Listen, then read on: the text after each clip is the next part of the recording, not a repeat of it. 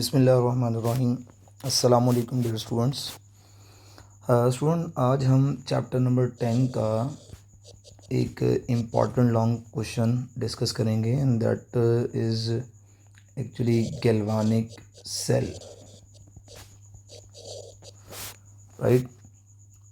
Okay student, before starting the galvanic cell, first of all हम थोड़ा सा पीछे से रिवाइज़ कर लेते हैं। जो इलेक्ट्रोकेमिकल सेल्स होते हैं, electrochemical cell are of two type, the one and the second one. The one is called as the electrolytic cell, other one is called as the galvanic cell, right.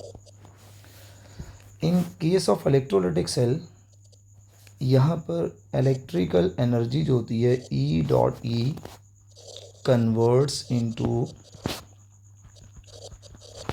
chemical energy C.E, while in case of galvanic cell, या you may call it voltaic cell as well, in which a chemical energy converts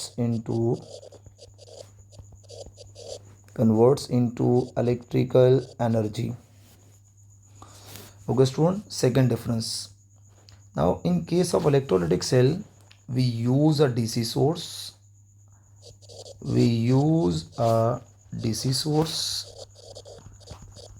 DC source means कि we use a battery. Secondly, in case of galvanic cell, we use a voltmeter. Number 3, student, अगर हम DC source battery use कर रहे हैं, it means that कि this process is basically called as the non-spontaneous process, and जिसमें हम कोई DC source use नहीं कर रहे। वोल्टमीटर एक डिवाइस है जो बेसिकली वोल्टेज को मेजर करती है। तो यहाँ जो प्रोसेस होगा, that process is called as the spontaneous process. Student, as you people know कि जो नॉन स्पॉन्टेनियस प्रोसेस होता है, इसमें delta G which is called Gibbs free energy, इसकी जो वैल्यू होती है, it is greater than zero. अगर ये ग्रेटर देन ज़ीरो है, ये नॉन स्पॉन्टेनियस प्रोसेस, और in case of spontaneous process delta G is less than zero. Keep in your mind, अगर delta G greater than zero हो, such processes are called as the endothermic processes, right.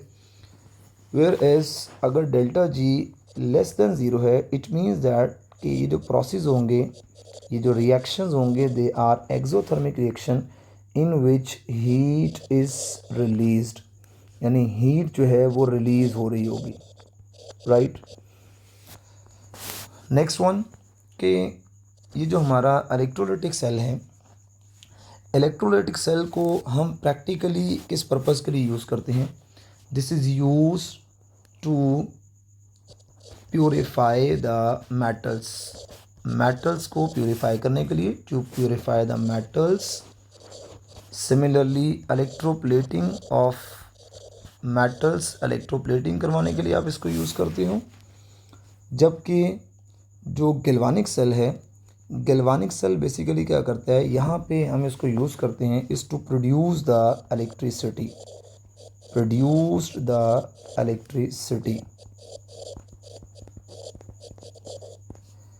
Now, what are the examples of electrolytic cell and galvanic cell regarding our books? तो example में इसमें एक आ जाएगा down cell. Number 2 हमारे syllabus में है नेल्सन्स cell. These are the examples of non-spontaneous processes, while these are the examples for electrolytic cell, while in this case जो इसकी एग्जाम्पल्स होंगी, इसकी एग्जाम्पल होगी number 1 the Daniell cell. Now Daniell cell is basically called as the zinc copper cell, is called as the Daniell cell. Secondly, यहाँ पे fuel cell is also an example of galvanic cell. Number 3, lead accumulator is also a example of galvanic cell, right? Now student, keep in your mind, in case of electrolytic cell and in case of galvanic cell, redox reaction takes place. In both the cells, redox reaction takes place. Similarly, redox reaction takes place. Okay, now student, अब हमने एक इसका बड़ा ही major difference देखा और अब हम आगे डिस्कस करते हैं अपने गैल्वानिक सेल को। नाउ स्टूडेंट, गैल्वानिक सेल, ये दो लोग थे, इसका नाम गैल्वानिक या आप इसको वोल्टेक सेल भी कहते हो, राइट। ये एक्चुअली दो इटालियन साइंटिस्ट थे, टू इटालियन साइंटिस्ट जिन्होंने इसके ऊपर वर्किंग की। Two Italian scientist, the one is galvanic and the other one is Alejandro Volta. तो इन दोनों के नाम पर बेसिकली इसको गैल्वानिक सेल या वोल्टिक सेल भी कहा जाता है। And keep in your mind, these cells are also commonly called as batteries. इनको कॉमनली बैटरीज भी कहा जाता है, ठीक है जी। बैटरीज क्या होते हैं? जिसमें सीरीज़ ऑफ सेल जो हैं वो कनेक्ट हुए होते हैं। Batteries are basically series of cell are connected.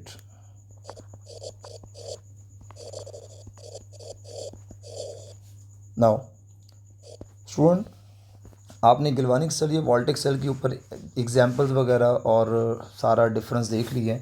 Now let's move towards कि हमने सबसे पहले इसमें देखना है कि how a galvanic cell is constructed. So इसकी कंस्ट्रक्शन सबसे पहले देखते हैं कि हम इसको कैसे कंस्ट्रक्ट करते हैं। ओके, फॉर द कंस्ट्रक्शन मैं आपके सामने first of all we take a two half cell. हम दो टू हाफ सेल लेंगे। Like I have this is one half cell one beaker, this one is the second beaker. Now in the left beaker we take 1 molar aqueous solution of zinc sulfate। Zinc sulphate का aqueous solution लेंगे, ZnSO4 aqueous। while in the right half cell we take 1 molar copper sulfate, 1 molar copper sulfate का aqueous solution लेंगे, right. Now students, जब आपने aqueous solution लिया, आपने क्या करना है कि लेफ़्ट वाले हाफ सेल में उसी के सॉल्यूशन में उसके इलेक्ट्रोड को अगर डिप किया जाए, this is called as the half cell, ठीक है। इसी तरीके से सेकंड वाले के अंदर हमने जो सॉल्यूशन लिया है, जो इलेक्ट्रोलाइट लिया है, वो कॉपर सल्फेट का लिया है।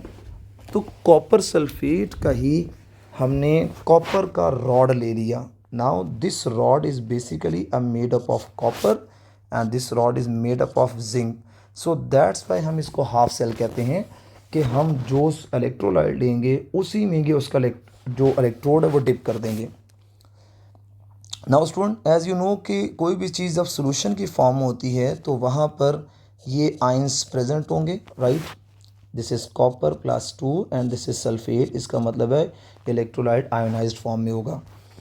नाउ स्टूडेंट, अब क्या होगा?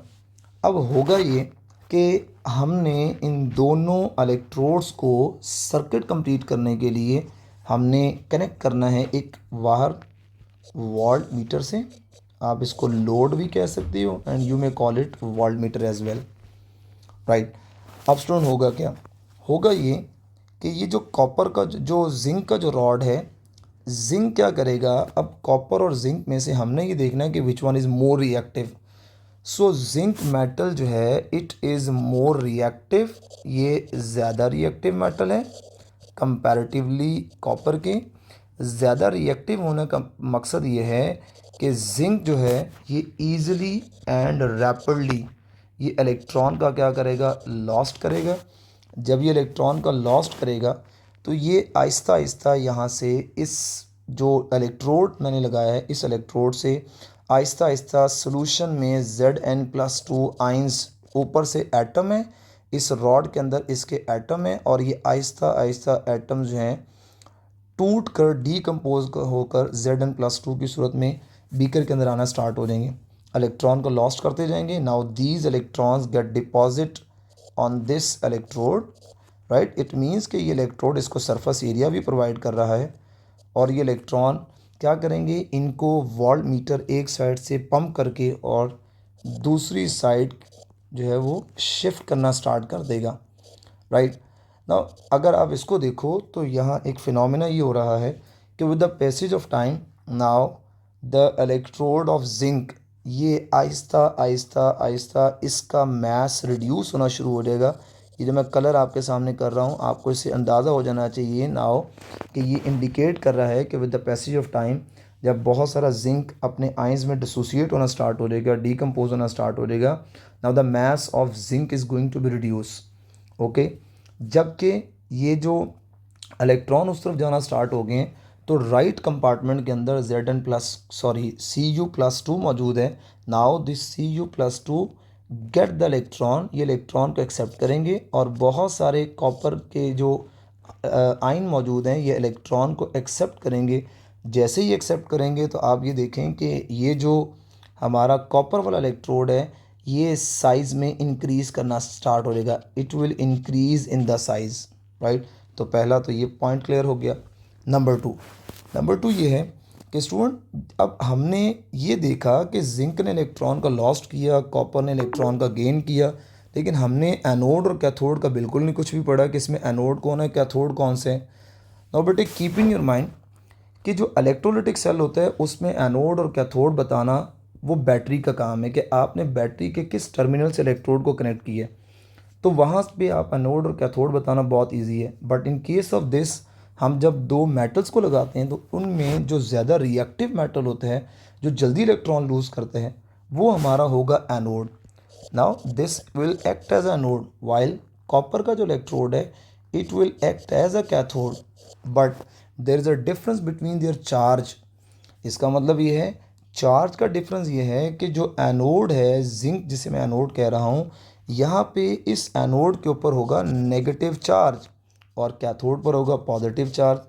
नाउ स्टूडेंट अभी मैंने आपको बताया कि जो इलेक्ट्रोलिटिक सेल है उसमें एनोड या कैथोड डिसाइड करती है बैटरी। वहाँ बैटरी के पॉजिटिव टर्मिनल से जिस इलेक्ट्रोड को कनेक्ट किया जाएगा वो एनोड होगा। यहाँ पर आप देख रहे हैं कि एनोड पर नेगेटिव चार्ज है, वहाँ एनोड पर पॉजिटिव चार्ज है। डजेंट मैटर, एनोड पर नेगेटिव चार्ज हो एनोड पर पॉजिटिव चार्ज हो, इसका एक ही काम है।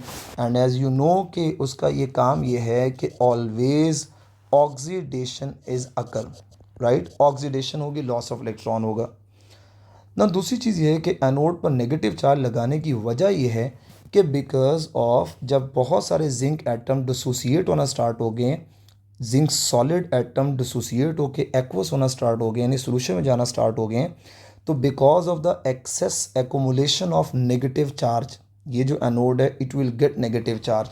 तो मैं ये कह सकता हूँ कि यहाँ मैंने एनोड के ऊपर नेगेटिव चार्ज क्यों लगाया है, तो मैं ये साइड पे हाईलाइट करके लिख रहा हूँ because of the excess deposition of electron. हम लिख सकते हैं कि डेपोजिशन ऑफ नेगेटिव चार्ज यानी इलेक्ट्रॉन जो हैं उनकी डेपोजिशन की वजह से ये इलेक्ट्रोड क्या हो जाता है, इसके ऊपर नेगेटिव चार्ज आ जाता है। ओके स्टूडेंट, उसके बाद नाउ अब ये प्रोसेस स्टार्ट हुआ। होता क्या है कि वोल्टमीटर से जब ये गुजर रहे होते हैं तो वोल्टमीटर हमें वोल्टेज बता रहा होता है। इलेक्ट्रॉन गुजरना स्टार्ट हो गया, इलेक्ट्रॉन का फ्लो आपने देखा एनोड से कैथोड है, राइट, ये एक्सटर्नल सर्किट के अंदर। नाउ स्टूडेंट एक टाइम ऐसा आएगा आप भी देख सकते हैं कि जो हमारा लेफ़्ट वाला एनोड है यानी जिंक है इस कंपार्टमेंट में बहुत सारा Zn+2 एक्यूमुलेट हो जाएगा। जब बहुत ज़्यादा Zn+2 आएगा तो इसका मतलब ये है कि plus positive charge left cell के अंदर ज़्यादा होना स्टार्ट हो जाएगा क्योंकि बहुत सारे जिंक आयन आना स्टार्ट हो गए। जबकि राइट कंपार्टमेंट के अंदर आप ये देखें कि Cu+2 वो सारे के सारे इलेक्ट्रॉन को गेन कर कर वो न्यूट्रल होना स्टार्ट हो गए, यानी वो एक्वस से सॉलिड फेज में जाना स्टार्ट हो गए। Now the right cell sulphate ion वो आहिस्ता आहिस्ता इंक्रीज़ करना स्टार्ट करेंगे। उस कंपार्टमेंट के अंदर, उस सेल के अंदर नेगेटिव चार्ज बहुत ज़्यादा एक्यूमुलेट हो जाएगा, जिससे क्या हो जाएगा कि वोल्ट मीटर की जो रीडिंग हो जाएगी, वोल्ट मीटर की वर्किंग जो है वो रुक जाएगी। इसका मतलब ये है कि जो वोल्ट मीटर है अब वो आपको वोल्टेज नहीं देगा, वोल्टेज जो है वो सडनली ज़ीरो को ड्रॉप कर देगा, मतलब आपको वोल्टेज नहीं आएगा। वोल्टेज तभी आता है जब दो इलेक्ट्रोड्स के दरमियान एक अच्छा खासा पोटेंशियल डिफरेंस हो, right.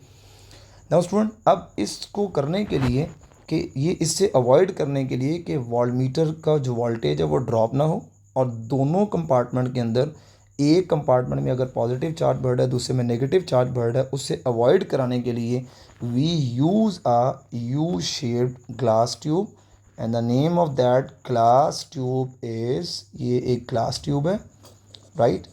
This is a glass tube and it is U-shaped glass tube, and this U-shaped glass tube is called as the, आप इसको salt bridge कहते हो, right, and you may call it as well, आप इसको porous partition भी कह सकते हैं। तो ये इसके दो नेम हैं। porous partition क्यों कहा गया है कि इसके जो ये आपको बॉटम पे जो नज़र आ रहे हैं, जो इसकी ये वाला मैं जिसे हाईलाइट कर रहा हूँ, आप देखिए ज़रा इसको, आपको हाईलाइट करके दिखाने लगा हूँ कि ये जो बेस है इसकी इन दोनों की, ये पोरस होती है, यानी हमने रुई जो है वो इनके आगे लगाई होती है।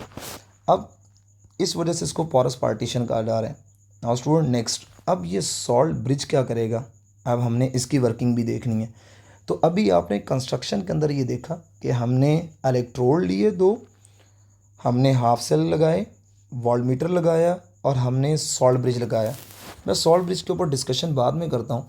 अब हम सबसे पहले इस पूरे के पूरे जो हमने कंस्ट्रक्शन की है सेल की, हम इसकी वर्किंग के लिहाज से देख लें कि इसकी वर्किंग कैसे होगी।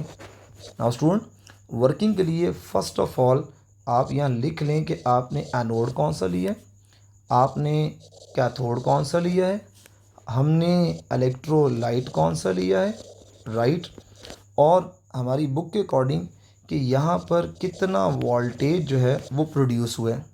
ये कुछ 3-4 चीज़ें देखते हैं और एंड पे हम थोड़ा सा ये देख लेंगे कि रिएक्शन क्या हुआ है एट एनोड और रिएक्शन कैथोड पर क्या हुआ है। स्टूडेंट, अगर एनोड की बात की जाए तो हम कहेंगे कि एनोड बेसिकली जिंक रॉड जो है it will act as anode, while copper is act as a copper rod is act as a cathode. Now which electrolyte is use, आप देखें दो हाफ सेल हैं, सो हमने in the left half cell के अंदर we use a 1 molar zinc sulphate, right, इसका aqua solution use किया हमने। And in the right cell के अंदर हमने 1 मोलर कॉपर सल्फेट का एक्वा सोल्यूशन यूज़ किया, right.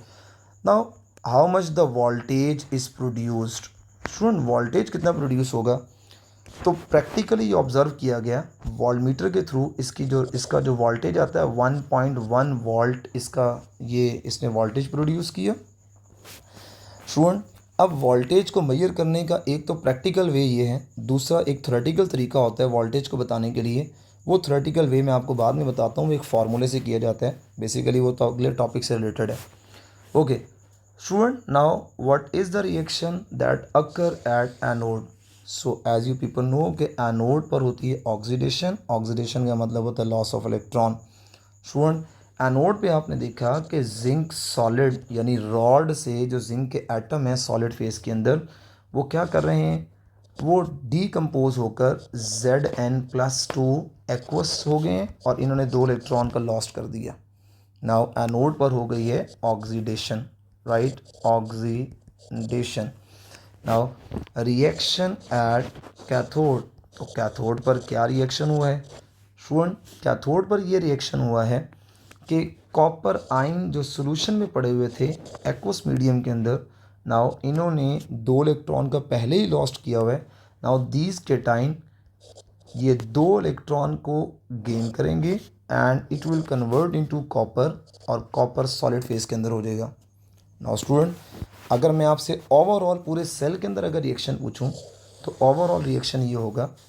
Now heading is overall reaction. Overall reaction ये है कि स्टूडेंट आपने सेम जो रिएक्टेंट और प्रोडक्ट में इलेक्ट्रॉन्स हैं इनको कैंसिल आउट कर दिया, because it is a redox reaction, और रिडॉक्स रिएक्शन में जितने इलेक्ट्रॉन का लॉस्ट उतने इलेक्ट्रॉन का गेन। नाउ अगर मैं दोनों के रिएक्टेंट्स की बात करूं तो ऊपर रिएक्टेंट है मेरे पास जिंक, ये सॉलिड फेज के अंदर है, एंड देन नीचे जो रिएक्टेंट है मेरे पास that is Cu+2 aqueous, and ये एरोहेड लगाकर आप इसके प्रोडक्ट्स लिख लें। Now product is Zn+2, this is aqueous, and plus copper जो है it is in a solid phase, right. This is a complete redox reaction in which you can see कि zinc जो है स्टूडेंट, जिंक जो है वो oxidise हुआ है, कॉपर जो है वो रिड्यूस हुआ है। नाउ स्टूडेंट, यहाँ पे एक और इम्पॉर्टेंट पॉइंट ये है कि ये इसकी रिप्रेजेंटेशन का भी समटाइम एमसीक्यू आ जाता है। स्टूडेंट, जो रिप्रेजेंटेशन है, आप इस सेल की रिप्रेजेंटेशन कैसे करते हैं? स्टूडेंट, हम सेल की रिप्रेजेंटेशन ऐसे करते हैं, लेफ़्ट सेल के बारे में पहले बताते हैं। तो जिंक हम लिखेंगे सॉलिड से एक लाइन लगा दें, ये Zn+2 एक्वस फॉर्म में गया, राइट। इसका मतलब है इसमें ऑक्सीडेशन हुई है। फिर आपने ये दो लाइंस लगा देनी है। Now these are the straight two lines, और उसके बाद आपने कॉपर की रिडक्शन हुई है तो Cu+2 एक्वस से Cu सॉलिड में गया। नाउ ये जो मैंने आपको दो स्ट्रेट लाइन और दो आपको टिल्ट हुई लाइंस दिखी आई हैं, इनका क्या पर्पज़ है? Student, this is a tilt line जो है it indicates the phase change, ये फेस चेंज को बता रही है। Whereas now these two line indicates the, ये मुझे इंडिकेट कर रही हैं सॉल्ट ब्रिज को, राइट, ये सॉल्ट ब्रिज को इंडिकेट कर रही है। Okay student, now the next one is कि ये आपने रिप्रेजेंटेशन भी कर ली, and that is very important for the MCQ, right student. अब नेक्स्ट जो है वो ये काम रह गया कि हमने बेसिकली सॉल्ट ब्रिज के ऊपर थोड़ी सी डिस्कशन करनी है, एंड ये जो सॉल्ट ब्रिज वाला मैं पार्ट आपसे डिस्कस करने जा रहा हूँ, salt bridge is basically important for the short question. हमने इसका फंक्शन बताना है, तो मैं हेडिंग लगा देता हूँ function of salt bridge, right. Now salt bridge का फंक्शन क्या है? नाउ फर्स्ट ऑफ ऑल, ये जो सॉल्ट ब्रिज होता है basically it is a U shaped, ये एक यू शेप्ड ग्लास ट्यूब होती है, राइट। और इसके अंदर आपने फिल क्या किया होते हैं, हमने इसके अंदर देखो as the name indicate salt, it means कि इसकी जो कॉम्पोजिशन है इसमें हमने सॉल्ट लिया होता है। सॉल्ट आप क्या ले सकती हो? आप पोटाशियम क्लोराइड ले सकते हो, you can take sodium nitrate, right. आप इसके अलावा सोडियम नाइट्रेट के अलावा आप इसमें ले सकते हो पोटाशियम नाइट्रेट भी ले सकते हो, right. These are the some salts. इसके अलावा मैनी मोर एग्जांपल आप ले सकते हैं। तो हम बेसिकली हमारे सिलेबस में पोटाशियम क्लोराइड का सॉल्ट है। नाउ दीज सॉल्ट्स बेसिकली इनको हमने, एक जेल होती है that gel is called as a agar gel, हमने एगर जेल के अंदर इन सॉल्ट्स को लिया होता है, राइट स्टूडेंट। यहाँ जेल लेने का पर्पज़ ये होता है कि दोनों सॉल्यूशंस जो हमने लिए हुए हैं वो आपस में मिक्सड अप ना हो जाएं। तो जेल लेने का पर्पज़ ये है is to avoid the mixing of both solution, mixing of both solution, दोनों सॉल्यूशन को मिक्स होने से अवॉइड कराने के लिए हमने एगर जेल लिया है, राइट स्टूडेंट्स। अब हमने जो यू शेप जो सॉल्ट ब्रिज लिया हुआ है, अब उसमें होगा क्या कि मैं इसको दोबारा यहाँ ड्रॉ करता हूँ ताकि आपको आसानी हो जाए। I have this half cell and this is zinc rod, और ये मेरे पास आ जाएगा नेक्स्ट हाफ सेल, और यहाँ से ये वोल्ट मीटर से इसको कनेक्ट किया, और यहाँ मैंने ये लगा दिया सॉल्ट ब्रिज लगा दिया, राइट स्टूडेंट। अब यहाँ पे Zn+2 और ये सल्फेट 2- देयर हेयर इज़ कॉपर+2 sulphate 2- 1 molar zinc sulphate and it is 1 molar copper sulphate. और स्टूडेंट, अब ये जो सॉल्ट ब्रिज है ये क्या करेगा? Now this salt bridge basically contain 2 ions, एक पोटाशियम आइन और एक क्लोराइड आइन। बेटे यहाँ पर 2 कॉन्सेप्ट हैं। अब मैंने आपको पहले बताया था कि जो लेफ़्ट वाला सेल है इसमें पॉजिटिव चार्ज बढ़ गया है, राइट वाले सेल में नेगेटिव चार्ज बढ़ गया है। इसका मतलब है कि राइट वाले सेल के अंदर हमें पॉजिटिव स्पीशी की ज़रूरत है ताकि वो नेगेटिव चार्ज को न्यूट्रलाइज करें। नाउ स्टूडेंट, पोटाशियम जो है इस सॉल्ट ब्रिज से ऊपर से पोटाशियम आयन नीचे आना स्टार्ट हो जाएंगे और वो पोटाशियम सल्फेट को न्यूट्रलाइज करेंगे, जबकि यहाँ से ऊपर से क्लोराइड आना स्टार्ट हो जाएगा। नाउ स्टूडेंट, ये जो पोटाशियम क्लोराइड लेने की वजह क्या है? एक्चुअली जो पोटाशियम आयन होता है एंड क्लोराइड आयन होता है, they have same ion mobility, यानी कि इन दोनों का रेट ऑफ यानी मूव करने की जो मोबिलिटी होती है वो दोनों की सेम होती है। इसलिए हमने पोटाशियम क्लोराइड को लिए इसको हमने प्रेफर किया। स्टूडेंट, अब यहाँ पर एक और चीज़ क्या है कि हमने यहाँ पे एक्सटर्नल सर्किट में और इनसाइड द सेल हमने इलेक्ट्रॉन का फ्लो भी देखना है। जैसे अगर मैं आपको करंट के हवाले से बात बताऊं कि यहाँ जो करंट है, तो करंट 2 वजह से जो है ना वो फ्लो करता है। एक तो वहाँ फ्री इलेक्ट्रॉन्स की वजह से और एक फ्री आइंस की वजह से करंट कंडक्शन होती है। नाउ स्टूडेंट, यहाँ एक इम्पॉर्टेंट बात यह है कि आप ये देखें कि ये इलेक्ट्रॉन का फ़्लो है। इलेक्ट्रॉन का flow is from anode to cathode, right. Electrons move कर रहे हैं एक्सटर्नल सर्किट के अंदर। ये मैं बता रहा हूँ, एक्सटर्नल सर्किट में ये मूव कर रहे हैं फ्रॉम कहाँ से? Anode to cathode, anode to cathode move कर रहे हैं। जबकि आइंस का जो फ्लो है, बेसिकली आइंस यहाँ पे जैसे अब सॉल्ट ब्रिज के 2 कॉन्सेप्ट हैं। एक मैंने आपको बताया कि सॉल्ट ब्रिज का नेगेटिव चार्ज क्लोराइड नीचे आ रहा है, पोटाशियम नीचे आ रहा है राइट सेल में सल्फेट को न्यूट्रलाइज करने के लिए, और दूसरे सेल में पॉजिटिव चार्ज ज़्यादा है तो वहाँ से क्लोराइड आ रहा है। एक कॉन्सेप्ट ये होता है कि यहाँ से ये सल्फेट आयन यहाँ मूव करें और यहाँ से जिंक आयन इस तरफ मूव करें। इट मीन्स दैट कि इनसाइड द सेल अगर आपसे करंट पूछा जाए तो वो है फ्रॉम इनसाइड द सेल। अगर बात की जाए इनसाइड द सेल या inside the electrolyte, that is from cathode to anode. यानी आइंस की जो मूवमेंट है वो कैथोड टू एनोड है। तो कीप इन योर माइंड, ये करंट की कंडक्शन के लिहाज से आपने बात याद रखनी है, राइट। ओके स्टूडेंट, ये भी हो गया।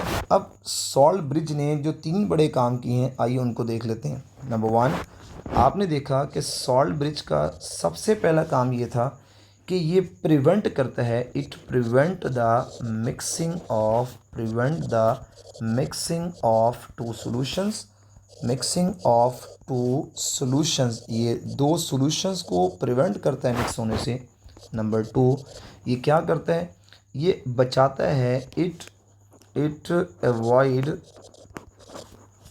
Avoid to drop the voltage, ये it avoid to drop the voltage up to 0। ये 0 होने से वोल्टेज को बताता है। अगर वोल्टेज 0 हो गया तो ये सेल का फंक्शन रुक जाएगा, क्योंकि मैंने आपको कहा कि वोल्ट मीटर हमेशा पोटेंशियल डिफरेंस, 2 सेल के दरमियान, 2 इलेक्ट्रोड्स के दरमियान जो पोटेंशियल डिफरेंस होगा ये उसी को ही मेजर करेगा। नंबर थर्ड वन ये है कि आपने ये देखा कि दोनों सेल के अंदर अगर एक तरफ नेगेटिव चार्ज ज़्यादा है और एक तरफ पॉजिटिव चार्ज ज़्यादा है तो ये सेल को बेसिकली इलेक्ट्रिकल न्यूट्रलिटी प्रोवाइड करते हैं। It maintains the electrical neutrality, ये दोनों सेल के अंदर इलेक्ट्रिकल न्यूट्रलिटी को मेंटेन कर रहा होता है, right student. So student, this is the brief about, हमने सॉल्ट ब्रिज को भी डिस्कस किया, उसके फंक्शन को डिस्कस किया, और हमने ये सेल की कंस्ट्रक्शन, सेल की वर्किंग ठीक है हमने डिस्कस की, और हमने स्टार्ट में इसकी कुछ एग्जांपल और दोनों के दरमियान डिफरेंस को डिस्कस किया। नाउ स्टूडेंट, ये पूरा एक इम्पॉर्टेंट लॉन्ग क्वेश्चन भी है, और मैंने आपको कहा कि जो फंक्शन ऑफ सॉल्ट ब्रिज है that is important for the short question. Now last one एक पार्ट ये है कि जो मैंने आपके साथ जितना पार्ट डिस्कस किया है आप ये देख रहे हैं, इसमें आपने ये देखा कि जिंक और ये जो कॉपर के इलेक्ट्रोड लगाए थे, इसमें ये बेसिकली डिस्चार्जिंग हो रही थी, राइट। डिस्चार्जिंग से मुराद ये है कि आहिस्ता आहिस्ता आहिस्ता एक ऐसा टाइम आएगा कि जिंक का रॉड ख़त्म हो जाएगा। जब जिंक का रॉड ख़त्म हो गया, इसका मतलब है कि अब ये जो गैल्वानिक सेल जिसको मैं बैटरी कह रहा हूँ, इसकी वर्किंग क्या हो जाएगी, ख़त्म हो जाएगी, राइट। अब मैंने क्या करना है, मैंने इसी को, आप एक हेडिंग देखेंगे आपकी बुक में, हेडिंग लिखी होगी reversibility of voltaic cell, reversibility of voltaic cell. अब ये जो रिवर्सिबिलिटी ऑफ वोल्टेक सेल है, ये बेसिकली क्या है स्टूडेंट, ये बेसिकली इसकी रीचार्जिंग, हम इसको रीचार्जिंग भी कहते हैं। जैसे आपके मोबाइल फ़ोन की बैटरी ख़त्म हो जाए तो हम उसको रीचार्ज कर दें, इसी तरीके से वोल्ट मीटर को, वोल्टेक सेल को भी हम रीचार्ज कर सकते हैं। कैसे रिचार्ज करेंगे, हमने अगेन क्या करना है, ये हमने 2 हाफ सेल लिए, these are the 2 half cells, और इनमें हमने पहले यहाँ पे वोल्ट मीटर लगाया हुआ था और आपने देखा था ये वाला एनोड था and this one is a cathode, right. यानी कि आपका कॉपर वाला electrode will act as a cathode and your left compartment में ये जो जिंक है it will act as a anode. अब स्टूडेंट होगा क्या कि मैं इसको रिचार्ज करना है तो मुझे बैटरी चाहिए, मुझे एक्सटर्नल सोर्स डीसी सोर्स चाहिए। तो मैं क्या करूँगा, इसके लेफ़्ट वाले को बैटरी के नेगेटिव टर्मिनल से कनेक्ट कर दूँगा और मैं ये राइट वाले को बैटरी के पॉजिटिव टर्मिनल से कनेक्ट कर दूँगा। स्टूडेंट, अगर मैंने राइट वाले सेल को बैटरी के पॉजिटिव टर्मिनल से कनेक्ट किया तो आपको पता है जो बैटरी का पॉजिटिव टर्मिनल होता है स्टूडेंट, अब वो कैथोड नहीं होगा बल्कि it will act as a anode, और जो बैटरी का नेगेटिव टर्मिनल होता है वो एनोड नहीं होता बल्कि that will act as a cathode. इसका मतलब ये हुआ कि सारे का सारा काम रिवर्स हो गया, यानी पहले एनोड की हो रही थी ऑक्सीडेशन और कॉपर की हो रही थी रिडक्शन, बिकॉज पहले एनोड पर जिंक था और कैथोड कॉपर था। अब सारा काम रिवर्स हो जाएगा। इट मीन्स दैट नाउ अब रिएक्शन एट एनोड और रिएक्शन एट कैथोड कैसे होगा बेटे, जो आपने ऊपर रिएक्शन पढ़े हैं उन रिएक्शन को रिवर्स कर दो। याद है आपने Zn+2 और ये 2 इलेक्ट्रॉन गेन करके ये Zn सॉलिड हो जाएगा। और अगर रिएक्शन एट एनोड की बात की जाए तो एनोड पर अब basically copper will act as anode, और यहाँ पे Cu सॉलिड जो है अब वो Cu+2 एक्वस के अंदर आना स्टार्ट हो गया, यानी कि रिएक्शन जो है वो रिवर्स हो गए हैं। नाउ बेटे this is the reversibility of reaction, जिसे आप रीचार्जिंग कहते हैं, और ऊपर हमने डिस्चार्जिंग को डिस्कस किया। और ये जो सारे का सारा मैंने आपसे डिस्कशन किया student, this is very important for the long question. Galvanic cell आपके कैलकुलेटर्स हो गए, आपकी वॉचेस हो गई, ठीक है, हम गाड़ियों के अंदर भी इनको यूज़ करते हैं, ये बेसिकली एक बैटरीज ही हैं। सो बेटे this is all about a galvanic cell. आपने इसको अच्छे तरीके से रीडिंग करनी है, आपने पढ़ना है इसको, और अगर आपको जो पॉइंट ना अंडरस्टैंड हो वो आपने मुझसे पूछना है। थैंक यू, अल्लाह हाफिज़।